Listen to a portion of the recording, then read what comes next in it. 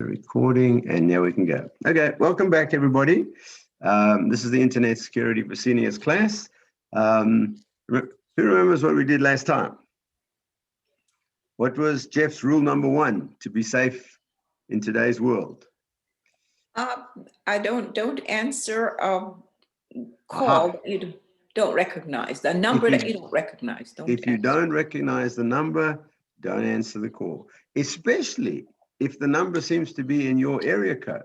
You know, if it's a 404 and the same first three digits maybe as your phone number, that doesn't mean it's, you know, it's one of your friends who's nearby or in the same zip code or something that's calling you. It's some scammer from, you know, Nigeria or Ghana or Iran or Afghanistan or somewhere, but they're able to spoof the numbers. I don't entirely understand why that's possible and why the telephone companies don't clamp down on it, because, you know, there should be no way that you can, you know, fake the phone number that you're calling from.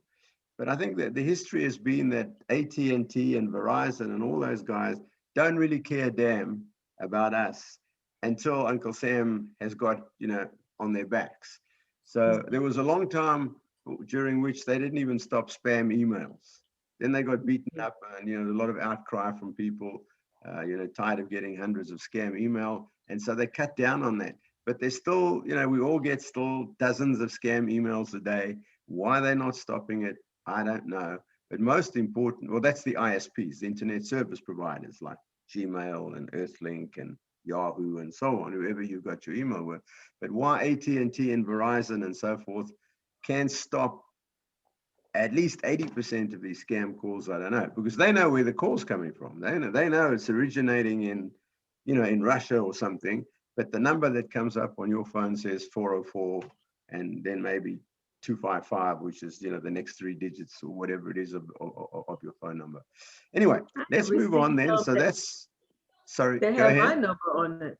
I have received some that have my number. I'm like, how did that happen? Aha, or that's even scarier when it's your own number. It is, right? yes. It's even scarier. So I'm gonna skip most of the stuff. I'm really only gonna come to this one slide from the actual course. So remember last week I didn't use the slides at all because I wanted to talk to you about the phone. So okay, I have this interesting slide. This handsome fellow in this picture is a Chinese general named Sun Tzu, and way back in the 6th century BCE, so more than 2,500 years ago, this dude wrote a book called The Art of War. And there you can see the title in Chinese, and I'm sure you'll notice if there's an incorrect spelling, and you'll tell me if one of these words is incorrectly spelled, right? I don't know. But the book is called The Art of War, right? And he has a famous quote in The Art of War where he says, know your enemy and know yourself. That's how you win the war. And that sounds kind of obvious if you think about it, right? You have to know your enemy. If you don't know where your enemy is, he'll hit you in the back. You got to know, you know, who he is, where he is, how strong he is, how many men he's got, all that kind of stuff, what weapons and so forth. But most important is just know yourself. So why should you know yourself? What does he mean by that? Your temperament. In our case, you should know your well, two things. You should know your temperament. And most of us seniors are what? We're nice people, right? We're retired, we're nice people. You know, if somebody asks you for a favor, what do you most times do? Help them out, right? So that's both a strength and it's a weakness, because they know that and they're going to try and take advantage of that, right? Like if, you know, everybody knows I'm an easy touch, you know, for money, well, I'm going to have a lot of friends begging me for money, right? People figure out, you know, what your good points are that are actually weak points, because it allows them to take advantage of you. So that's what I'm going to talk about. And basically it's interesting, this book, General Norman Schwarzkopf said he read the book before we invaded Iraq. You know, and he got a lot of ideas in the book, including, you know, Sun Tzu showed you how to fake the enemy. You know, so the enemy thinks you're coming in on the left and then you come in on the right, which is exactly what Norman Schwarzkopf did. But I really am only interested in this quote: know your enemy and know yourself. So there's two issues there. Know your enemy. Now, most of us, especially seniors, but in fact, probably 80% of the population who are not actually in technology, don't know anything about the enemy, right? So who is the enemy? Who's our enemy in the case that we're talking about of security? The technical specialist. No, Nope. maybe, but maybe not. Who's coming to get us? Is there anybody actually trying to get you? You mean we're our own worst enemy? No? I think people are trying to fleece you in some Yes, way. there are people out there in the greater world who want to fleece you, right? So, you know, in the old days, the dangerous thing was, you know, your mama told you, don't walk downtown at 11 o'clock at night by yourself. You know, that's not a good idea. Something bad will happen. Or what did your mama tell you? If a nice man stops the car and he says, hello, little girl, would you like a lollipop, and get in my car and I'll take you to school? What did your mama tell you? Keep going, run. Don't believe him. Turn around and run the other way.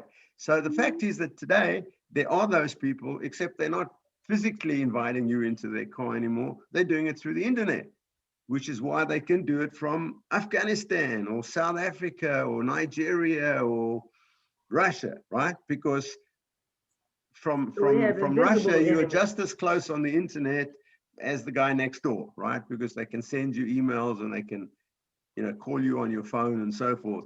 But when they appear to be nice people, and we'll see a whole lot of examples of this, they really just are the same as that guy trying to get the little girl in his car, right? They don't have any good intentions at all. Except the primary thing, what are they going after? Why should they be going after me or you? What are they after? Why are they doing this? Money. They want money. And, you know, people say to me, well, they're not going after me. I haven't got any money. I've only got $1,000 in the bank. They're very, very democratic guys. If you got $1,000, they'll take $1,000. If you got 10 million, they'll take your 10 million. It doesn't matter how much money you got, but as long as they can con you into, so to speak, logically or conceptually getting into their car. Because once you get into the nice guy's car, you're toast, right? There's nothing you can do. And I'll show you. So what we're going to learn about knowing our enemy is how they do that, right? Without getting too deeply into the technology. But what I am going to teach you in the next hour is a lot of stuff that even young people don't know. You know, everybody says to me, well, I'll ask my grandson, or, you know, I'll ask the 16-year-old kid next door. Most of them don't know diddly about what I'm going to teach you. But once you understand it, you'll know enough of how to keep yourself away from the bad guy. Just like your mama said, don't talk to the nice man, don't get in the car, don't take the candy, turn around and run like hell, right? Find a cop and go to a policeman. So this is kind of what we're going to do in terms of the internet. So let's see how to do it. So I've got a whole lot of slides here. I'm not going to waste too much time. I say, what do we need to know about me? Well, like we said, you know, we're nice people, we're law-abiding citizens. Look at this last line here. We're law-abiding citizens who respect and obey authority figures, right? So if a cop stops you or me, you know, I don't start shooting or screaming or shouting and say, yes, officer, and I show him my driver's license or whatever. That's the way we are. And they know that. So they're going to take advantage. Very often they will pretend on the internet to be an authority figure. So I had a call on my house phone the other day. I mean, the only calls I get on my house phone are scam calls. I never answer them, but I can hear what's going on, you know, on the answering machine. And it was a voice saying, we've detected fraudulent activity on your social security account. And unless you call me, you'll call us within 24 hours, we're canceling your social security number. Oh my God, my hair's on fire. They're going to cancel my social security number. But of course, we know that's all bull, right? Yeah. How do we know it's nonsense? The Social Security doesn't call you and tell you that somebody's trying to break into your account. And if somebody was fiddling with your account, why would they cancel my Social Security account? Figure it out and stop the guy. You know, it doesn't make any sense. But the goal of these guys is they pretend to be authority figures to set your hair on fire, you know, so that you forget everything. You know, when we're in danger, we tend to think of survival first, right?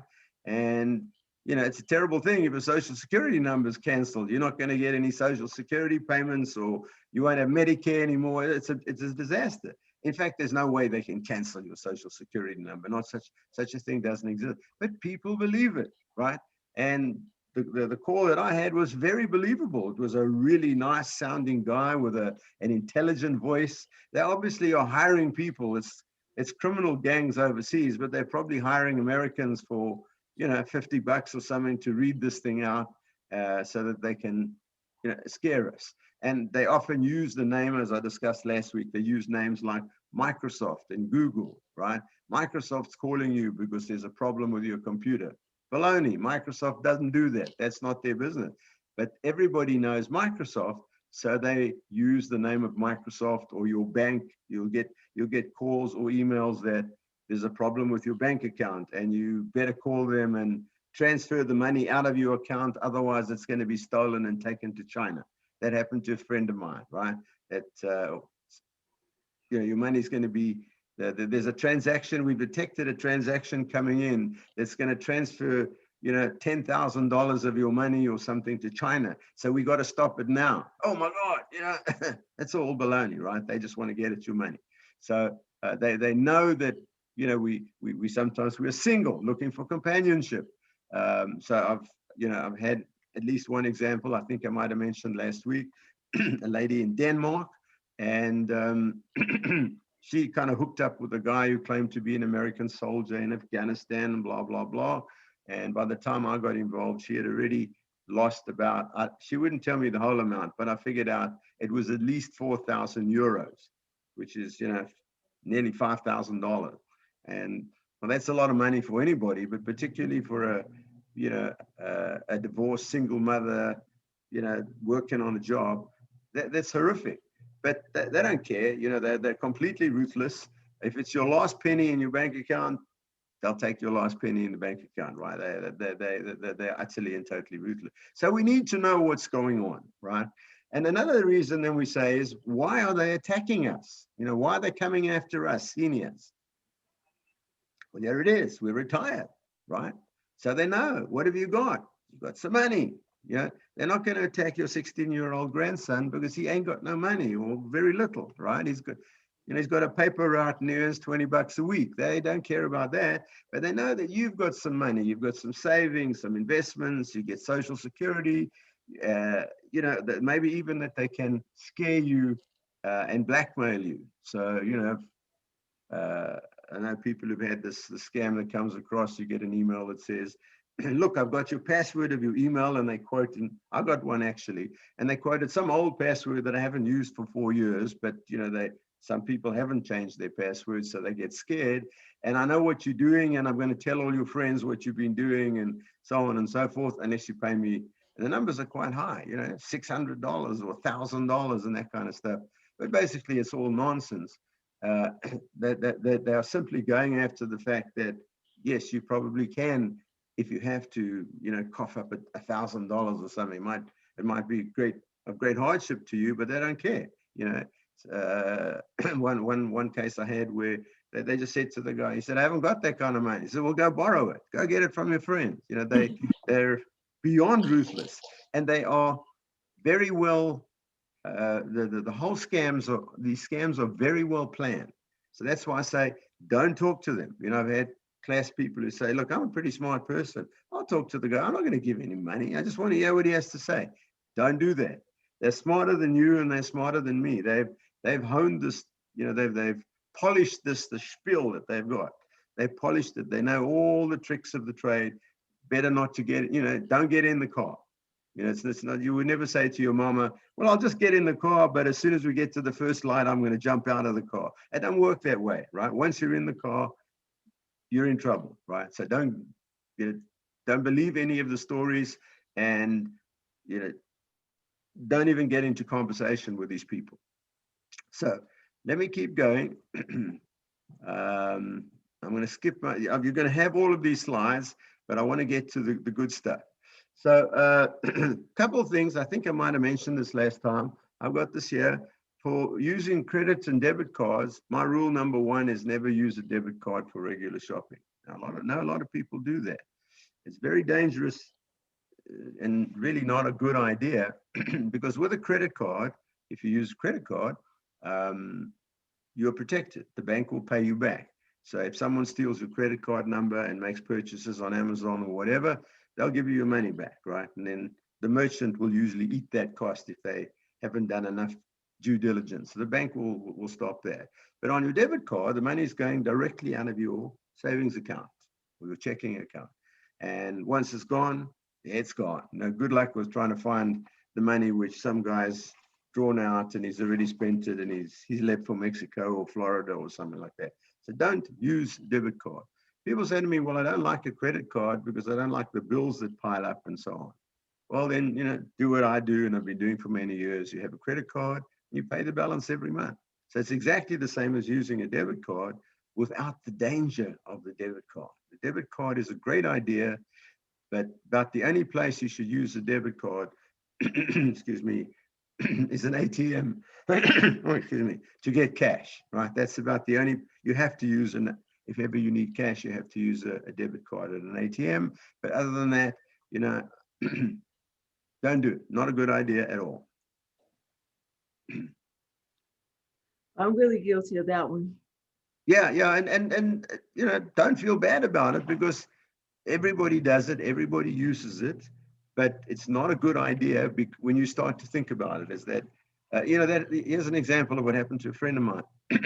He was at an airport in a foreign country. I think he was in London, and he went to the ATM with his debit card from America to get some cash because he wanted some, local currency, and he put it in, and he couldn't make a thing work. So there's a very nice guy standing there. He says, "What's the problem?" So he says, "Well, I put my card in, it doesn't work. It doesn't work." So the guy said, "Look, key in your PIN number again." So he keyed in his PIN number. Of course, the guy was watching him. And then the next thing, what happens? The guy grabbed the card and he was gone. So now he's got the debit card and he's got the PIN, right? And, you then toast, because then if you can get to an ATM before you can stop the card, then all your money's gone. He'll draw out as much as he can. So that doesn't happen with a credit card, right? A credit card, if they do get it, and it's happened to all of us, where you get that call from the bank saying, somebody's making purchases on your account in Las Vegas, but you're in Atlanta, they will take care of you. So you're well protected with a credit card. You're not protected with a debit card. The good thing also about a credit card, if you pay it every month, it works exactly like a debit card. Then you're not paying any interest, and you're not accruing these huge fees that they charge. And also with many of the credit cards today, you get points, so you can get airline tickets and all kinds of stuff that they give you freebies just for using the card. So if you use the card for stuff you're going to spend anyway, like groceries or your water bill or your taxes or whatever, you're going to pay that anyway. Then you might as well get some points back from it. And we travel a lot, and generally doesn't cost anything because accumulated points on the card. Here again is our friend Sun Tzu. Remember then, know yourself. Here's the full quote: "If you know your enemy and you know yourself, you need not fear the results of 100 battles." That's the way they spoke in those days. But we can see what he's trying to say here. He's trying to say that that's essential when you're fighting a war. And unfortunately, we're fighting a war all the time. Here's some more good advice attributed to Warren Buffett. He once was supposed to have said back in '88, your friends invite you, got a couple of friends, and they say, "Hey, we're having a poker game every Saturday night. You want to come join us?" "Oh, wow, that's great."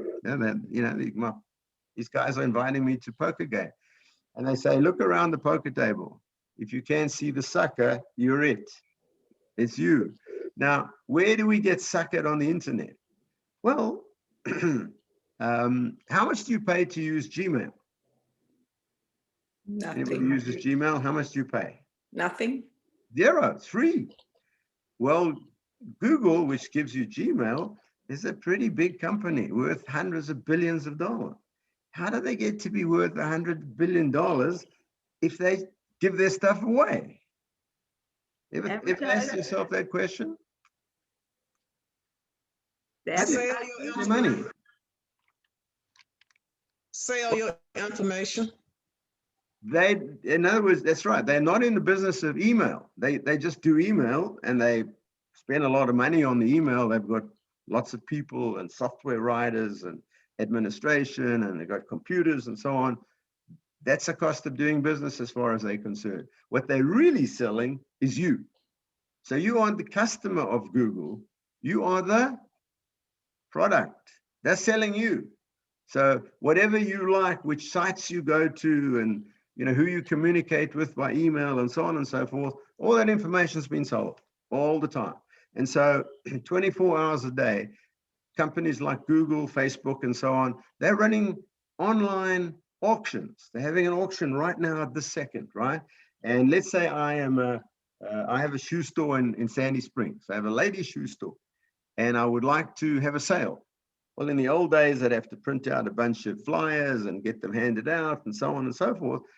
Maybe people will come, maybe not. And most of the money spent on the flyers would be wasted, right? Because it's going to the wrong people. In other words, if I get a flyer for a ladies' shoe store, what's going to happen to the flyer? Go straight in the bin, right?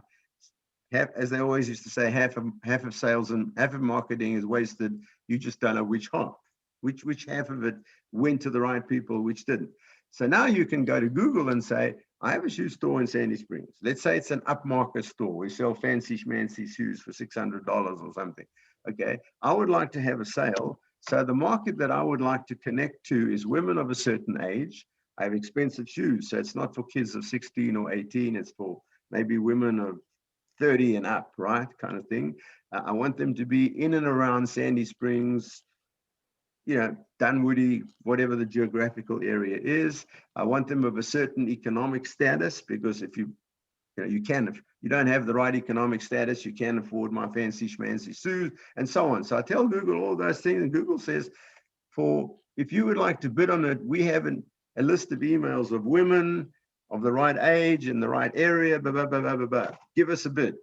And there are 1,000 names in the email of emails in there. So you say, okay, I'll give you 50 cents an email. If that's good, Google accepts your offer. You pay them $500. They give you the email list, and you now send out your ads highly targeted to specific people. And you would be on that list if Google had determined that online you look at shoes and that kind of stuff, right? Same would apply if a hotel was trying to get to people to sell. Are you a business person? Do you travel?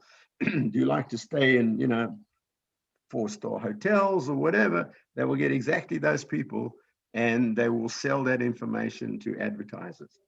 So that's how Google became a $100 billion company, by selling you and me. So basically, every time you send an email or you online and you go to you go to Amazon or Walmart or whatever, that information is being recorded and then it's been aggregated. And so you would be part of groups, many different groups. And any one of those could be included, and probably is. There's probably somebody buying your email address right now. Now, there's nothing illegal about it. Google is a good company, and hopefully they're not selling the addresses to the mafia who are going to come and kill us or anything. They're selling it to honest business people who are trying to sell you stuff. There's nothing wrong with having a shoe store and selling, having a sale. There's nothing wrong with that. Why, I sell windows for houses. So I want a list of all the people in Sandy Springs who've got a house that is more than 20 years old, blah, blah, blah, blah, blah. And I can send them emails to say, this week only, we're having a sale on windows. There's nothing wrong with that, because that's how American business operate. But of course, as you know, everybody's doing that. So you don't just get one flyer, you now get dozens and dozens in your email. But that's something to know about. And I will later on explain to you some ideas of how you can stop them from tracking you so much, right? I was going to say on some of them, when you go to the site, they have that disclaimer on the side that said, this is cookies, and right. Can you agree? You can agree or not agree, but when you don't agree, what happens? Sometimes you probably can't get that. You won't get into the site. Yeah, you can't get into the site. Yeah. Okay, so that's a good question. Does everybody know what a cookie is? Pamela, you know what a cookie is? Nobody seems to know where the name came from, because these cookies are not, like Oreos. So a cookie is a small piece of information that they put on your computer. So obviously somebody as big as an Amazon or a Google can't keep everybody's information on their computers. They would need more computers than than on the face of the earth. So what happens then is they say, okay, I would like to, we would like to remember where you went last. So every time you use your computer and you perhaps go to Amazon, and what do you look at in Amazon? You went to Amazon and you looked at ladies' dresses, okay? They put a little piece of information, it's really small, on your computer that says, on February the 3rd, 2021 at 11:15 a.m. in the morning, this computer went to Amazon and looked at ladies' dresses. Now, when you come back, very often, when you come back into you're looking at a different site, what do you see? You'll suddenly see ads for dresses, right? Okay. Yes, yeah. I'm sure you've seen that. Yeah. Now, am I going to get those ads for dresses? Probably not, because they know it's a waste of time. I'm not going to buy them. But they're tracking me, and I might see ads for computers or, sports memorabilia or movie tickets or something like that. So as best they can, they are tailoring the ads specifically to where you've been and what you've done, right? Some time ago, I got a proud email from Google saying, we'd like to show you a complete summary of all the places you went to in 2020. And, I even traveled overseas before the pandemic and so on. They knew exactly where I went, right? In other countries. And then they knew where I'd been to New York and I'd been to Boston and so on. Okay, I know they're not going to do anything bad to me, but I don't want them knowing everything that I do and where I go. It's not that I have anything, to hide, but it's nobody's business. You know what I mean? So I'll explain to you some examples later on how to sort of fight back against it. It's really hard to do, but there are ways to do it where they will not track you so well. Another thing they track all the time, what do we do a lot with Google? Google is now a verb. To Google something means to look it up on the internet, right? Like we used to look it up in an encyclopedia. Well, every time you say to Google, where is or what is or how do I, that is being remembered, right? And if you keep asking questions about, I don't know, buying property in Boston, let's say you're thinking about moving to Boston and you've been looking at houses and apartments, that will be recorded and you will start to see ads. They'll bring that together that you're interested in ads, and realtors will buy that information from Google of people who are thinking of moving to Boston, right? And so you'll start getting really nice ads from honest people. There's nothing dangerous in most cases. They're honest guys. They're trying to sell you a house. There's nothing illegal about that. But, my view is, why the heck should everybody and his brother know that I want to move to Boston, or that I want to book a hotel in Las Vegas or something like that? It's my business, right? So I'll explain some of the ideas of how to stop that. Now I want to just get to the something before you move on. Yes, ma'am. Okay. This is Judy. Yeah. I was talking to my cousin on my iPhone about wondering, is it a good time to sell my house? The conversation on my iPhone was about houses. How about I sat down to my computer and on the right side of my laptop, all these ads about the bank refinancing homes. Yeah. That's how delicate that system is. It's all tied together now. It's incredible how well they've done it to tie together phones, things that you look at on Amazon and places like that, the queries you make, the actual inquiries you make on Google, the questions you add, all of that is put together to build a picture of you. In fact, somebody once said, and I think it's not an exaggeration, that Google knows more about you and Amazon than you do yourself. So for example, here's an interesting fact. When you look at a particular page on Amazon, let's say you go to a particular page and there's something you're looking at.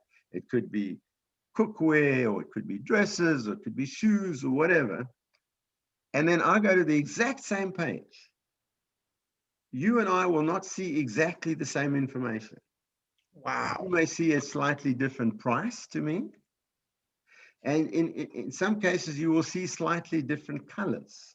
Or the buy button, the button that you click to say, I want that, in your case, maybe slightly to the left, and mine is slightly to the right.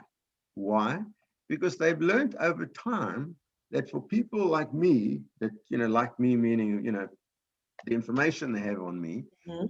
we tend to buy 1% more times if the button's just a little bit to the left. But people Wow. like you buy more if the button's just a teeny little bit to the right. I kid you not. Oh It's my that God. detail. Now, Wow. nobody knows why 1% more people buy if the button's, just a teeny bit to the left or to the right, or it's a darker blue or a lighter blue. We don't know, but they built up the statistic that say that people that look kind of like Jeff, age group, Oh my God. skill set, status in life, blah, blah, blah, blah, blah, tend to buy more. And it's only a small bit, maybe 1%, if they change the color a little bit of the button or they move it a little bit. Who would have thought of that? Huh? But if you think, 1% or even 0.5% on the hundreds of millions of accesses per day that Amazon has, 0.5% could be 10,000 more people buying who might otherwise not have bought. And that's just money, just to the bottom line, gravy for them, right? And so, Can I say something? sure. Perhaps maybe 8 years ago, there was Edward Snowden, who was Yeah. saying the NSA was collecting information and it was so awful. But this is the same thing that's being done right now, and people are voluntarily giving up their information. Right. What and the it's NSA okay. was doing was they were intercepting the phone calls of American citizens. But they were saying, we're not doing everybody. We're just looking for the guys who have connections with the terrorists and the drug dealers and so on. Well, we don't know if that's true or not because they're so secretive, but they're not allowed to do that. The NSA is only allowed to intercept the calls of foreign nationals, not American. But as you say, you don't need to do that anymore because you are doing it for free. Yeah. Right? So how often do we see an email that says, you can get something for free, just fill in your email address, right? You can get something for free. We have it all the time. What do? We fill out our email address. They use that email address now and they match it against other things. And so getting back to the cookies, that information is in the cookies. And again, if we have time, I'll show you, you can actually see the cookies on your computer and you will see hundreds or maybe thousands of them. Many of them from companies you never heard of. Because it's not necessarily the company you went to, it's the company that they sold the information to that now I put a cookie on your computer. So I go in regularly on a regular basis, I delete all the cookies. Now, it has a little bit of a negative effect because now suddenly Amazon doesn't remember me anymore, right? They don't remember what I looked at yesterday. To me, I say tough luck, right? That's no big deal. But it does mean that Amazon, Google, so on have a lot more difficulty tracking me than the average person. I'm sure they got ways around it and I don't have time to do it all the time, but I do get in their way and frustrated by deleting cookies and so forth. I'll show you how to do that. Okay, let's keep going. We're going to talk now about emails, right? And we said, emails is just gigantic. It says in this bottom line here, over 260 billion emails are sent a day. 260 billion. There's only 7 billion people on the planet. So that's like more than 40 emails a day per person on the planet, man, woman, and child, and babies, right? It's a gigantic amount. Sadly, well over 50% of this is called spam. Nobody knows where the name spam came from, because spam is a perfectly good meat product. That canned meat is called spam. Why it got called spam, I've never been able to find out. The correct name really is use, UCE, unwanted commercial email. So it's email, it's commercial, it's trying to sell you something, and it's unwanted. And that includes non-scam stuff. So just getting ads and ads from honest companies is a pain in the neck as well, right? It's like getting too many ads in your old-fashioned mail, clog up your mailbox, right? Well, so we're getting email, it's commercial, and it's unwanted, but much of it today is illegal junk, right? So I show you this example here. Look at my spam. This is my spam inbox for one day, and only about half of it because I couldn't fit it all on the page, right? So it's all the usual kind of junk. Look on the right side. Cannabis gummy chewables, canvas prints, Terminix pest control, bladder improvement. Oh, I need that, right? You can get $5,000 as soon as one business day. Blah, blah, down below. Lose 9 pounds, blowout sale on ink, all junk. But there's an interesting story behind this that I'm going to take you to now, right? That you may not have thought of before. So let's start with the second one here. So you see the story, we reserved the sale for you, 85%, all canvas prints, blah, blah, blah, right? So let's look on the left. Don't worry about the words on the left side. Just look at what's between these angled brackets. You see the angled brackets, the less than sign and the greater than sign. That's the email address of whoever sent it to me. So you've got, I'll explain it to you in a moment, but you've got the person's name, then you've got an @ sign, and then you've got the organization that sent it to you. So this could be like jeff@earthlink.net, a name, and then an organization. Don't worry about the details yet, we're going to get into it. I just want you to look at this. What do you see in common between these top 4? Same one. Same company. See that? I don't know what cronjob.org is, but it's a really interesting company. They sell canvas prints. They do Terminix pest control. They'll give me bladder improvement. They'll give me money. Can you see it goes on and on and on, right? That's a pretty amazing company, are they not? Yeah. They sell everything. Well, in real life, do you think there's any company that sells all of that different kind of stuff? No. They're all fakes, right? They're all BS. Now, why are they sending me this stuff? And that's what we're going to come to in due course. Why are they sending it? What are they doing? Okay. So so let's look at what is an email. I want to go back now. I showed you what the email address was. So what is an email? It's an electronic communication sent over a network. Today, usually the internet, right? It has text. There's text in the email. You get an email with text. Hi, how are you? But it can have attachments, pictures. Today, you can add pictures. You can add videos, movies. You can add files with programs, actually program files or data file, and links to other locations on the internet. So the email, which originally started out just as text, just like you wrote a letter in the good old days, you just wrote a letter, you put in an envelope, put a stamp on, stuck it in the US mail. That's how email started out. In fact, when I first used email, that was all it did. And then they allowed you to add all this good stuff. I mean, it's useful. You can add a picture, right? I want to show you a picture of, of the kids or something, or the place I went to on vacation. That's great. Videos. You can show videos of the grandchildren and so forth. All good ideas. But like everything else, the bad guys have figured out how to use that stuff. And that's what we're going to talk about. So firstly, an email has several standard parts, right? Firstly, it has a header, right?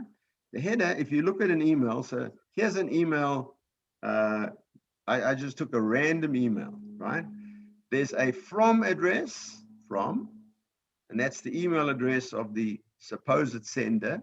So here it says from Amazon.com, and then it says store news at Amazon.com. There's a to address, which is usually you, right? The email's coming to you. So in the to should be your name or your email address. So here it is, Jeff Kalbariski at earthlink.net. There is a subject, some description of what it's about, right? Amazon's recommending a book, and then a date, right? That's the date and time that the email was sent, right? So, but in your time zone. So very often you will see emails that come in at 2 o'clock in the morning. And the reason for that is it was being sent by some guy in China where it's already 2 o'clock in the afternoon, right? But it's in your time zone. So be very careful also with emails that come at odd times, like in the middle of the night. However, the bad guys have got pretty smart on that. And I think they generally arrange it so the emails come in your daytime. So the email will come at 9 a.m. your time, even though it's maybe 9 o'clock at night for those guys, wherever they happen to be, right? But it was often a catch if the email came in at 2:30 a.m. So now we're going to look at, excuse me, and the next thing is the body. Okay, so here's the body. Here's an email. I just took a body of the email. It's got some stuff. Dear me, right? Blah blah blah blah blah. It's got a line. It's got a line of text here in blue that's underlined and blah blah blah. Okay, so just immediately you know this from the probably from lots of emails. But what is a line of text that is in blue and underlined? It's something you can click on, right? Link. And when you click on it, what does it do? It goes to somewhere on the internet. So this email, the HTTPS, don't worry about it. The S is the only, so in front of these two slashes is this here, which tells you what kind of thing this is. And HTTP really means an email. And the S is important. The S means secure. I don't know why they just chose one letter instead of making it more clear to you, but that means this is a secure email address. In most cases, secure addresses are okay, because to be a secure email address costs money. And this came from somebody called trustedidpremier.com, which happens to be Equifax here in Atlanta, right? And then there's some stuff behind it which we don't care about. But this means it's a secure email. In most cases, it's not. Because being secure costs money, and the hackers are not going to waste their time spending money on being secure because they know you're going to click on it anyway, right? So, but you can see you've got some text, you've got a link, but there could also be a picture or a video or a file attached. Yeah, we've just got a link, and we know how that works. Okay, so we call that an active link, and it takes you somewhere else on the internet, right? So this is, a link is exactly the equivalent of the nice man saying, get into my car, little girl, and I'll take you to school, or I'll take you to the circus, or I'll take you to the zoo. Well, once you get in the car, you don't know where you're going. Same here, in most cases, you may not know where it's taking you, and it may be taking you to places you don't want to go. We'll see a little more now. So let's look at the email address again. It looked like this, the email address I just showed you. It had in quote marks, Amazon.com. It then had the left bracket, remember the angled left bracket, and then at the far end, the angled right bracket. So this here, in quotes, is just an arbitrary name. It can be anything they like. So they love to use names, words like Amazon.com or Microsoft.com, because it makes us think, we're getting an email from, Bank of America or SunTrust Bank or something like that. This can be anything. So it doesn't mean a row of beans, right? It can make it anything. It's like a nickname. What's important is in here between these two brackets, the left and the right angled bracket. So firstly, in front of the @ sign is the name, usually of the individual or the department that sent you the email. So this might here say, well, here it says store news. Okay, so it's some news department. Or it might say returns department if you're trying to return something, or something along those lines. Marketing, it might say marketing at, and then the name of a company, .com. Of course, it doesn't only have to be .com. It can be .org for an organization.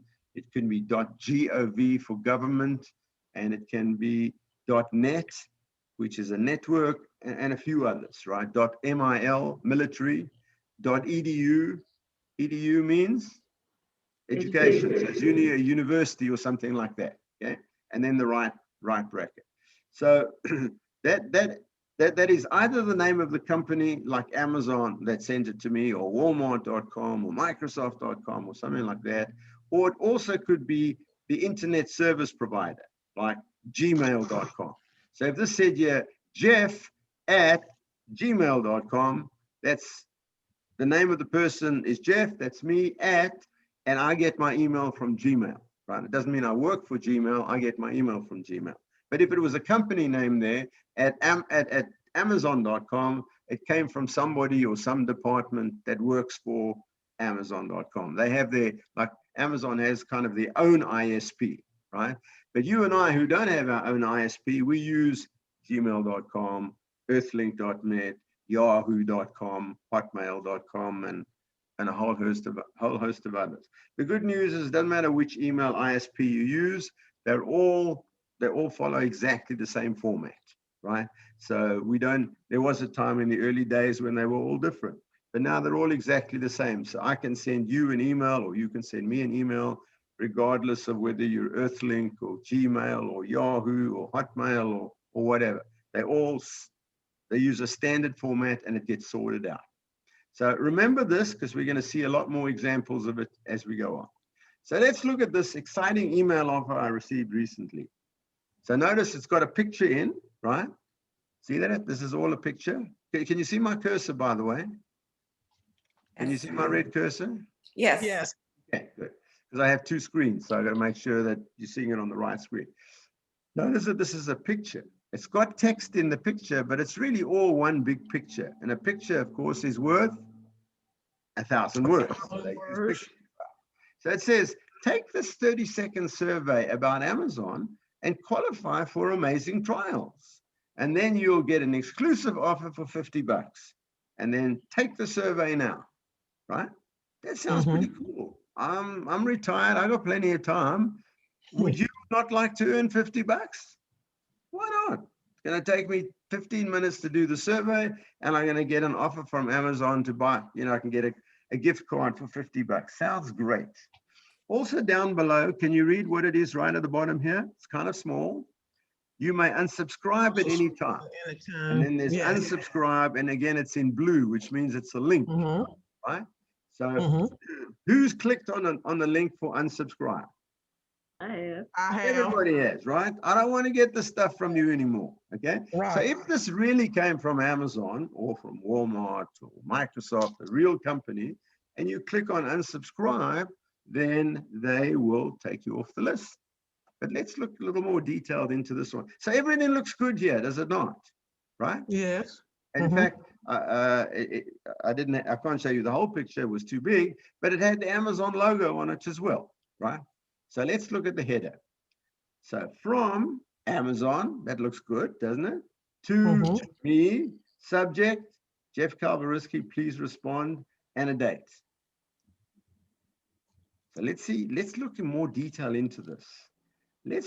I told you that the stuff at the front is really anything. You can put, Bob Dylan there, right? Or Paul McCartney. You can put anything you like. So that's meaningless. They put Amazon because that fools the average person who thinks it's coming from Amazon.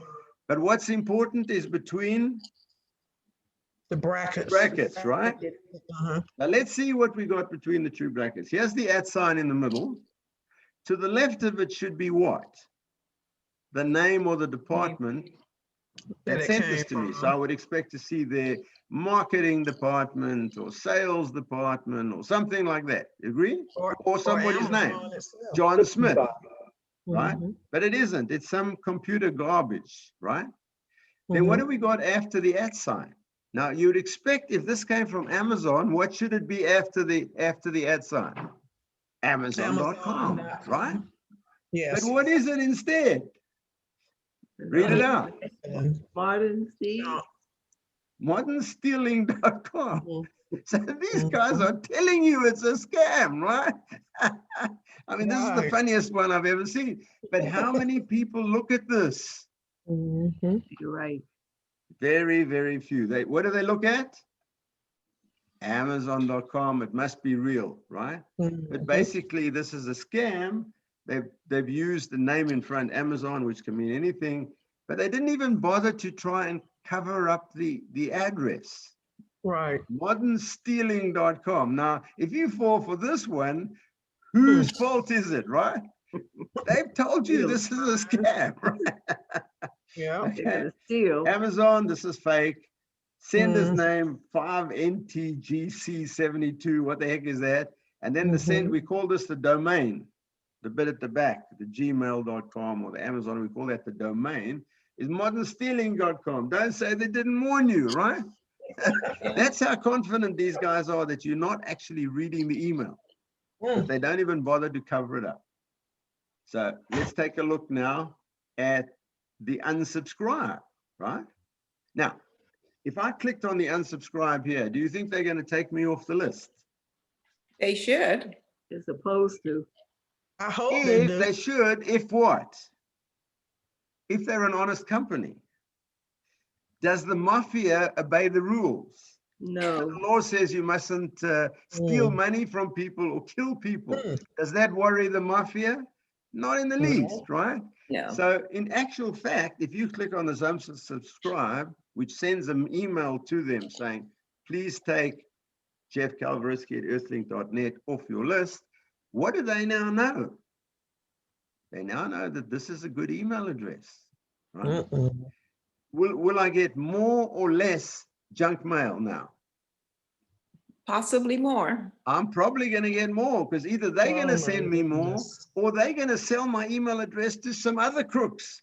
Oh my God. There are lots of these crooks all over the world and they're selling your stuff all the time. Why shouldn't they sell it? It's free. You gave it to them for free. By clicking on this link, you told them that this email address, your name at gmail.com or your name at yahoo.com or whatever, is a good email address. Because many of the emails just bounce. So they bounce back to them because they're bad emails. They don't exist anymore. They've been closed down. They're looking for the good one. And it's the same as when your phone rings and you pick it up. As I told you last week, as soon as you pick it up, what have you told them? This is a good number. Right number. There's somebody on the end of this number. You are going to get more scam call, not less. See that? Excuse me, are you supposed to decline the call or just let it ring and not answer? Let it ring and not answer. Now, and what happens if it's a real call, you just don't recognize the number? Let's say it's me calling you and I'm calling you guys to say, I'm real sorry, but next week's course, I have to postpone because I'm not well or I'm going out of town or something. You don't recognize my number. Then what? Then What will an honest person do who's calling you? I would leave a message. They'll leave you a voicemail, exactly. So you'll check as soon as the call stops, as Pamela just said, don't answer it all, just don't touch it, let it ring. As soon as this call stops, you look at your messages. And if there's a message there and you can listen to the message without giving anything away because the message is on your phone and it's me calling and I say, hey guys, I'm terribly sorry. I'm canceling next week's lecture or whatever, right? Got it?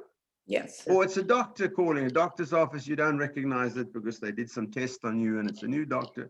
And they'll say, this is Dr. Smith calling and we have your test results, please call us back. Now, sometimes be very careful. If you get this message that says, this is Microsoft and we found a virus on your computer and please call this number, well, that's a scam, right? So if you're not sure, what should you do with a phone, let's say? Go and look up the number on the internet. Go to Amazon.com and see if that's one of their numbers or socialsecurity.com or call the bank. Let's say you got the message say, this is Bank of America calling. There's a big problem with your account. The hackers are stealing your money, blah, blah, blah. Call Bank of America, say, did you call me? 99.9 times out of 100, they're going to say, no, we didn't call you. We don't do that, right? The IRS does not call you.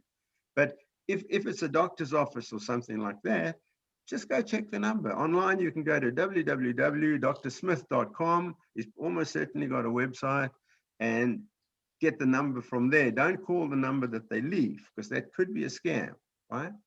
So I got the call from the Social Security, but the callback number wasn't a 1-800 number. It was call 513 blah, blah, blah, blah, blah. Well, do you think the Social Security doesn't use 800 numbers, right? Of course they do. But people will call just, they gave me the number, 513 blah, blah, blah, blah. And you'll get through to somebody who'll say, this is the Social Security Administration.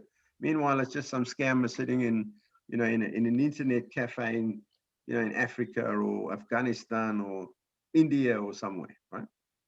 So don't call it without checking the number unless you're sure that you recognize the voice or something. Now, if you recognize my voice, you can call me back, right? But if you didn't recognize the voice or you don't know that particular doctor, go and look it up, okay?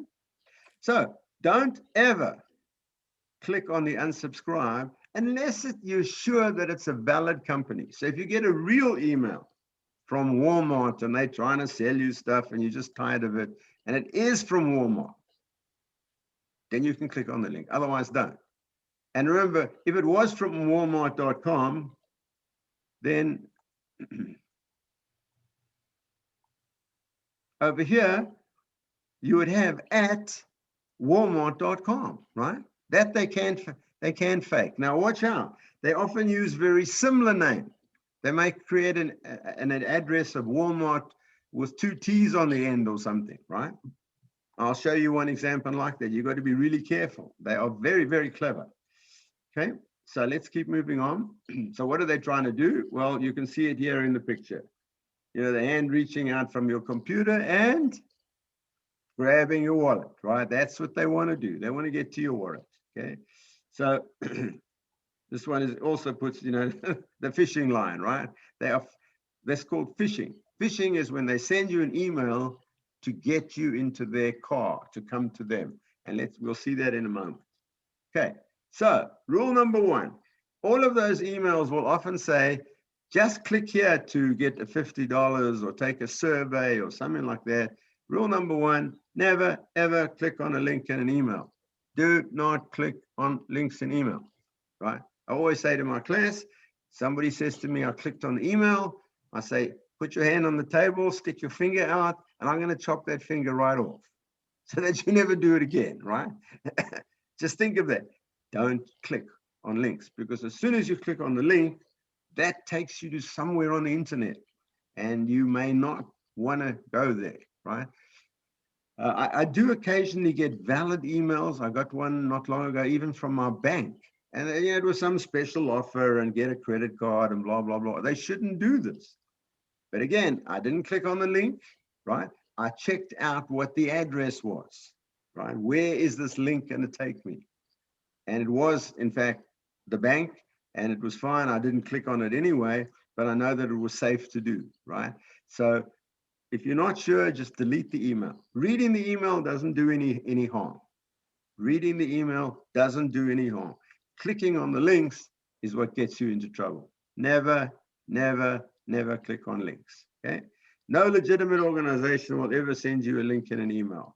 Microsoft, Google, your bank, the IRS, Amazon, Facebook, right? If an email contains a link, it's very likely they're trying to fish you. Phishing means, they call it fish with a PH. They've thrown out a line with a bait on, and you took the bait, hook, line, and sinker, and they own you. And there it is again. Let's look at this email. Okay, we'll go on a couple more minutes. Your feedback is important. So it's got my name there. Hi, Jeff Kabrowski. Dear customer, as a valued Walmart shopper, I'd like to offer you the opportunity. Another $50 gift card. Please complete the survey by following the link below. And here, notice you got it nice and blue, and they giving you place to click on this link, this yellow, this blue on yellows. It stands out, right? And again, to easily unsubscribe, click here, and then they give you an actual address, 6312 Southwest Capitol Highway, Portland, Oregon. I went actually to look at that address on Google, and there's no such place, right? It's a parking lot or something, right? Okay, let's look at it. What do you see? So we've got to me, subject Walmart, your reward number might have arrived, but there's nothing about a reward number here. This is about taking a survey, right? So these two things don't make sense already. You'll often find that they don't make sense. And a date. What can you guys tell me about this from address? Okay, what do we got here in the inverted commas? Shipping status. Shipping status, but there's nothing to do with shipping here, right? No. You agree? But anyway, Right. that means nothing. So what do we look for? The 2 angle brackets. This one, Right. and you can see the other one that's gone off the end of the screen, okay? Mhm. Inside, we look for the @ sign. See, there's always an @ sign. See the @ sign? What's Mhm. to the left of the @ sign? Fake name. Junk. Garbage, right? Gobbledygook, yeah? Mhm. What's Yeah. to the right of the @ sign? Looks like a fake name. Namecheap.com. Mhm. You see that? Yeah. Right. Well, I don't know what the heck namecheap.com is, but it's certainly not Walmart, right? Right. So this is a scam. Also, it's got the click here to unsubscribe. It will take you to exactly the same place. See, so they're very clever. They are giving you 2 bits of bait that you might swallow like a fish. One is click here to get the survey. and the other one is click here to unsubscribe. In each case, something not good is going to happen. And we see the namecheap.com. Right. Look at this one. Now, this is a really interesting one. Hi, Jeff. It looks like you're having trouble logging into Facebook.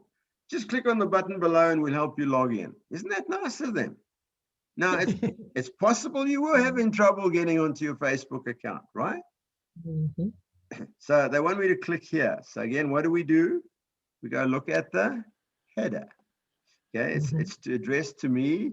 Subject, Jeff, get back on Facebook with one click. One click is a 4-letter word, right? It's a naughty word that you don't use in public. One click is no good. Click is a bad word, right? But let's look at the first line. Where does it come from? It says Facebook. Oh, that sounds good, doesn't it? But we know that this first part means nothing. You can put anything they like. Let's look between the brackets. It comes from security. That sounds like this is, would come from security if I'm having trouble with my account.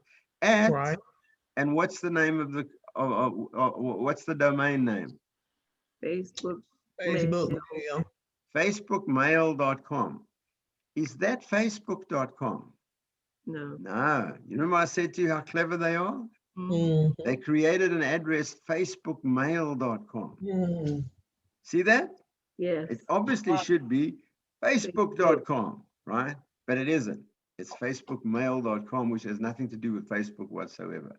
And if you see where this link goes, as I'm going to tell you next time how to find the link, it won't be Facebook mail or anything. It'll be somewhere in Russia or whatever. See that? Now, as soon as you click on this, they own you. You've been fished. You're the fish that has swallowed the bait, and the fisherman's gonna reel you in, and you're gonna land up on his plate for dinner. Right? Once that fish bites on the hook, that's it. He's headed for the pan, right? He's gonna be fried tonight for dinner. Okay, so carefully faked from address. Let's look at one more. Big one like this. You remember the Equifax breach when Equifax here in Atlanta got hacked? Shame on them. And a whole bunch of people should have gone to jail for that, but they didn't. The CEO got fired, but getting fired, and then he took a $50 million, literally $50 million golden parachute when he retired, right? He should have got silver bracelets, but he didn't. Equifax breach. Are you one of the 140 million hit by the breach? Blah, blah, blah, blah, blah. Free credit click. We'll show you your credit scores. That's so nice of us, right? We're going to show you credit score. So do we believe all this BS here? Hell no. We go and look at the header. Yeah. Tell me what you see on the header. Not Equifax. Can you read that? Yes. Check your score. Your score check. That sounds good. Right. But we don't believe that stuff in the front. So we look between the angle bracket. There's the @ sign. Who did it come from? Contact. What the hell does that mean? Okay. Let's look after the @ sign. It's got some garbage, gobbledygook. AOLEA.US. You know who that is? No. I don't. Right? I have no idea that is, but that certainly isn't Equifax or anybody like that, right? In fact, if you look up this address, if you know how to do it, it's almost certainly someone in Jamaica or the Caribbean or South America or Russia, right? You don't want to go there. See that? So you see, I hope if you've just listened to what we've said and you start to use it on your own email, this is a very powerful tool. This doesn't totally make you safe, but it will solve 90% or 95% already of the scam emails, right? Look at the header. If that header said marketing@equifax.com, let's say it said that, marketing@equifax.com, what would you do? It's probably a good email, okay? It's safe. It sounds like it comes from a reputable company. But all they want me to do here is free credit click. Just click here and you get your free score. Just one little old click, right? What harm can one little old click do? Well, unfortunately, a lot of harm, right? They they will really own you if you bother to click. So we've seen that. And then let me look at one more and then we'll break. Who's the target here? Who are they targeting here? What are they selling me? Medical device of some Medical kind. bracelet, right? Mhm. That sounds great. I wear a bracelet, and if I fall in Right. the shower or slip outside, I can press the button and somebody, oh, what a great idea. Do you need that? Hell, I need that, right? Any of us could fall and need to be Mhm. able to call the hospital or the police or whatever. It sounds like a fantastic idea. Notice, get started here. Just click here and we're going to have it.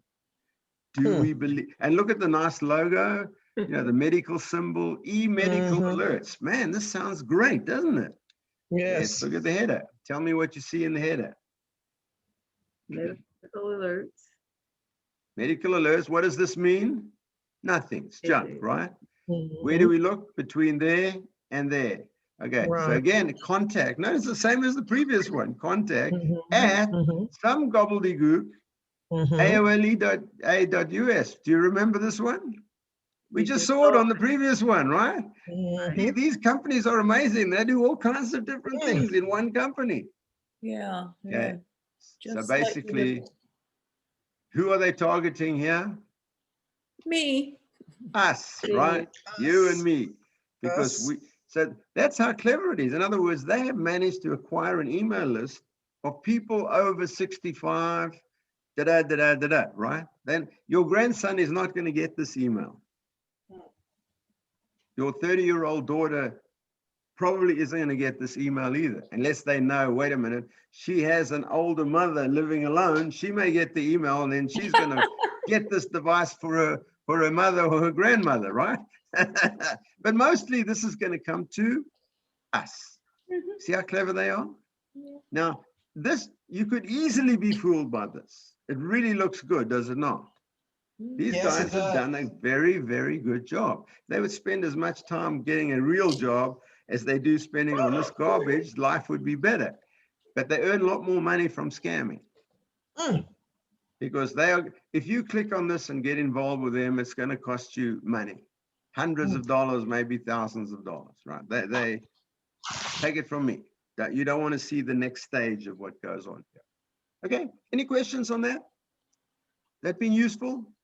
Yes. Go back now and look at your emails.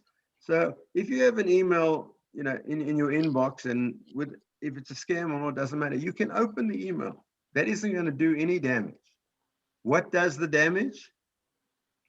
Clicking on the link. Clicking on the link. So as long as you don't click on anything, right? Open the email and then put your hand behind your back so you can't accidentally click. Everything's fine. Then look at the Between the header. brackets. It's all there. It's all there, right? At your header. It's all there. And once you see this, you're going to say, I'm not going to click on this. This is obviously a scam. And they mostly don't even bother to hide it because nobody looks at it, right? So now we can see that on the previous one. All right, let me go back. You see the AOLEA.us here? Yeah. With junk in front of it. And of course, you see the same thing here, different junk in front, but AOLEA.us, whatever the hell that is. I don't know who that is or what it is, but I want to go there, right? And the fact that I got multiple emails on the same day from totally different things, but coming from the same domain tells me there's a bunch of crooks, right? None of this is true. They don't sell emergency medical help for seniors, but they will find some way to get your hair on fire and get access to your money. How they do it, this particular one, I don't know, because I didn't click on it either, right? But the idea.